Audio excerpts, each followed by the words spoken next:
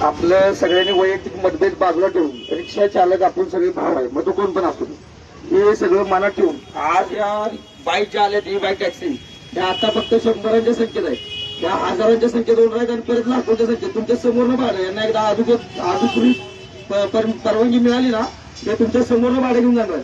परत तुम्ही स्टँडच्या आतच बसायचं आहे. आज तुमच्या धंद्यासाठी तुमच्या हक्कासाठी आणि जर तुमच्यावर अन्याय होतो त्यासाठी जर तुम्ही लढला नाही तर तुमच्या भरपूर वाईट परिस्थिती निर्माण होणार आहे. जसे शेतकरी आतापर्यंत आत्महत्या करतात, रिक्षावाल्यांना आत्महत्या करायला लागणार, हा माझा शब्द आहे तुम्हाला. जर तुम्ही आज जर का लढा उभा केला नाही, आज कुणाच्या माध्यमातून सगळ्या संघटनांना इन्व्हाइट केले, कुणाच्याही मनात असं आणू नका की ह्या संघटनेला सांगितलं सर त्या ऑल ओव्हर सगळ्या संघटनेना आपण सांगितलेलं आहे, प्रत्येकापाशी जाऊन सुद्धा आलेलो आहे, फोनद्वारे सुद्धा चर्चा झाली आहे.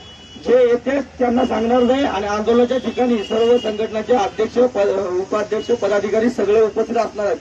असं कोणी गैरसमज संभ्रम निर्माण करून घेऊ नका की आमच्या युनियनवाल्यांना सांगितले का नाही सांगितले, सगळ्यांशी चर्चा झालेली आहे आणि सगळ्यांच्या सहमतानं हा निर्णय आपला चालू आहे.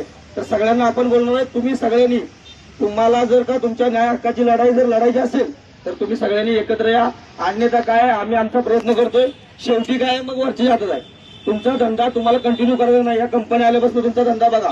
आज तुम्हाला शेअरिंग वाटतंय, शेअरिंगवाल्यांची मजा चालू आहे की वाशीवरून आम्हाला कोपर येण्यापर्यंत आला तर मरू दे, 25 चौक 100 आपल्याला घेणं देणं नाही. मेट्रोवाल्यांचा प्रॉब्लेम झालाय, पण मेट्रोवाला आपलाच आहे. मेट्रोवाला कोणाचा आहे? मेट्रोवाला आपला भाव आहे. बरोबर, तुम्ही तुमचा विचार करताय, तुम्हाला 25 चौक 100 मिळतात ना, मरून तिकडं. आपल्या ठराविक गाड्यात आपला धंदा होतोय, जाऊ दे, पण सगळ्यांचा विचार करा. वाईट परिस्थिती निर्माण होणार आहे. पुढचं बघा तुम्ही, ही बाईक टॅक्सीच्या गाड्या पकडायला लागलोय आम्ही, त्यांना अजून अधिकृत परवानगी मिळाली नाही, त्याच्या अगोदरच गाड्या शेकडो गाड्या रस्त्यावर आल्या. ही बाईक टॅक्सी म्हणजे इलेक्ट्रॉनिक गाडी पाहिजे, ती स्कूटी. ही पेट्रोल गाड्या चालवल्या व्हाईट प्लेट, त्या गव्हर्नमेंटला काहीच भरत नाही. आपला इन्शुरन्स जातोय, पासिंग आहे आणि आपला बसला पासिंगचा पण आपण विषय घेतलाय.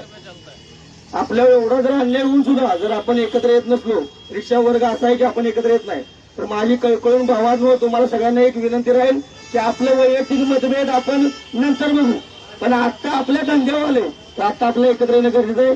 एवढं सांगतो मी तुम्हाला. शेवटी निर्णय तुमच्या हातात आहे. धन्यवाद.